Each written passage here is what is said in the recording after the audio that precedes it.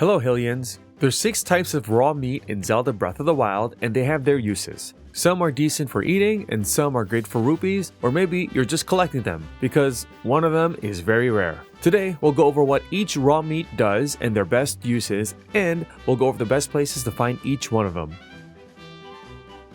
My name is Nico and I love doing and collecting everything possible in Zelda games. If you want more Zelda content like this, I hope you consider subscribing or at least checking out the channel. The 6 different types of meat are raw meat, raw prime meat, raw gourmet meat, raw bird drumstick, raw bird thigh, and raw whole birds. If you want to eat them straight from the inventory, raw meat and raw drumsticks give Link 1 heart each. Prime meat and thighs give Link 1.5 hearts, and gourmet meat and whole birds give Link 3 hearts. When cooking meat, each meat adds 30 seconds to a dish for each one cooked. This is of course if the dish has a boost that has a time limit on it. Not only the 30 seconds, but each raw meat and drumstick cooked adds 2 hearts to a dish, each prime meat and thigh cooked adds 3 hearts to a dish, and each gourmet meat and whole bird cooked adds 6 hearts to a dish. With that said, meat is probably the best way to make rupees early in your Breath of the Wild journey. Collect all the meat you can, cook them, then sell them, and then you can make some good money. We'll talk later on the best locations to get raw gourmet meat, which is the best to cook for money. Also, there are 2 side quests that I found where you need meat, and that's first Coco's Cuisine in Kakariko, where Coco asks for 1 raw meat.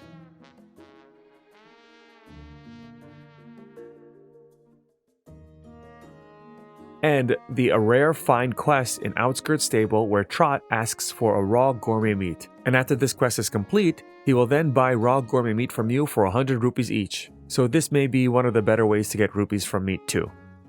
If you do want to know the actual best way to make rupees, I have 2 videos explaining different ways to make rupees and the best ones based on how much time it takes. This way you can choose depending on which parts of the map you have unlocked and also whether or not you want to use glitches. Check the card in the corner or the link in the description. Before we talk about the best places to farm meat, I just want to mention that if you defeat animals whenever you see them as you play through the game, you should get a decent amount of raw meat and drumsticks, and possibly prime meat too and thighs. Raw gourmet meat isn't super rare to find, but it can take some time to collect 999, and raw whole birds are one of the rarest materials in the game. Also, it's not the best way, but I figured I should mention that you can buy some meat from some traveling merchants. Mezer travels between Dueling Peak Stable and the path by the river between the 2 Dueling Peaks. You can get meat, prime meat, drumsticks, and bird thighs, and if it's raining, instead of drumsticks, they'll sell gourmet meat. Kamba, who travels between Kakariko Village and Wetland Stable, sells raw meat, and if it's raining, they'll also sell prime raw meat. And Stam, who travels between South Akala Stable and Terrytown, will sell raw prime meat, and then if it's raining, it'll be raw gourmet meat. Now for the best places to find meat. I looked through this compendium, and here are the list of all the meat and the animals that drop them after defeating them. First, for raw meat. You probably will collect lots of them assuming you're defeating animals as you play through the game by defeating some boars, goats, and foxes. But if you do want to get lots of them as soon as you can by looking at this object map, you'll see that there might not be that many, but that's because they randomly spawn throughout Hyrule. So honestly, just farm for other things and collect raw meat when you see them. But if you're really insisting, you probably noticed that there's lots of numbers here on Satori Mountain. But you can only get these numbers when Satori Mountain is glowing. When Satori is glowing, you'll see lots and lots of goats. Frankly, you'll see lots of things. And if you want to make Satori glow, talk to Hino at Dueling Peak Stable to ask him which moon it will be at night. And if it's not crescent moon, then sit at a fire and then ask him again. Keep doing this, and when he says it's a crescent moon, wait on the central tower until Satori glows. Check the card in the corner or the link in the description for the moon phases and a little more details on this subject.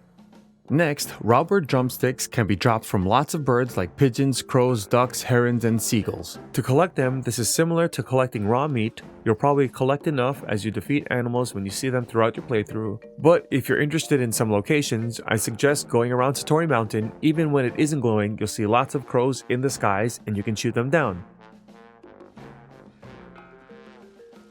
And looking at the object map, there's lots of herons and ducks in the Lanayru wetlands. but they're sort of scattered. But of course, you can go through Satori when it's glowing. There's lots of ducks in Rutile Lake.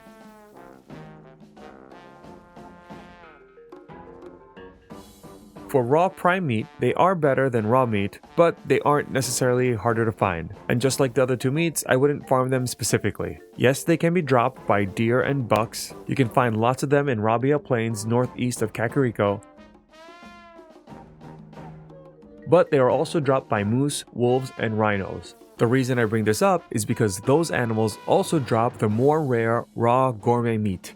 So as you farm for raw gourmet meat, you will easily get enough prime meat. And as a reminder, farming raw gourmet meat, then cooking them, and then selling them is a great way to get rupees. The best place to find these animals is in the Tabantha snowfield. The object map says there isn't much here, and that's because they consistently respawn. So grab some warm clothes and a horse and make sure you're okay with fighting some Lynels that are in the way, and then constantly roam around the snowfield grabbing lots of meat. I tested this and farmed for meat for 10 minutes. I did this 3 times, and I got an average of 120 different pieces of meat. For bird thighs, basically you can get them from different birds, but if you want only bird thighs, I'd go with rainbow pigeons. There's so many in the Hyrule Ridge south of the Tundra Plateau. Fall from one of the trees, bullet time, and multi-shot shock arrows are great. But if you're looking to collect as many as possible, I would just go with farming raw whole birds, and then you'll collect some thighs along the way. Raw whole birds are one of my top 5 hardest things to collect. I do have a dedicated video on them, but if you're already here, here's the routes I would take to farm raw whole birds. But this is from my other video. There's 2 animals for sure to get them from, and the drop rate is around 20%.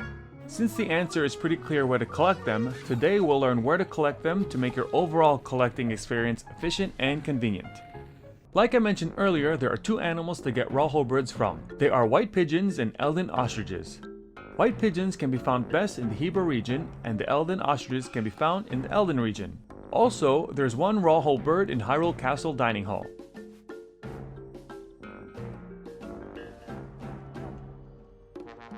I mentioned earlier that I would share some efficient ways to farm materials, and there are 2 methods I use for farming ostriches.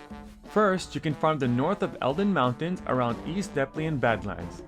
And while you farm the ostriches, you can get sparrows for Chickaloo nuts, some fireproof lizards, a few darners, butterflies, and the Lynels that are here. The second place I farmed them is on Death Mountain. The gear I would use is 1 flame resistance to not get burnt, 2 stealth gears to sneak around, then I would add a level 3 speed boost. And I like to equip a bow with a lightning arrow and an ice rod. However, none of these are a necessity, but you can always use flame guard gear instead. The lightning arrows are for 2 reasons. First, so the raw whole birds don't get roasted since regular arrows become fire arrows on Death Mountain. And second, those extra few seconds of them getting electrocuted saves me the time for meat getting roasted from laying too long on Death Mountain. While you farm ostriches, you can get keys, red Lizalfos, that's why I equipped the ice rod, fireproof lizards,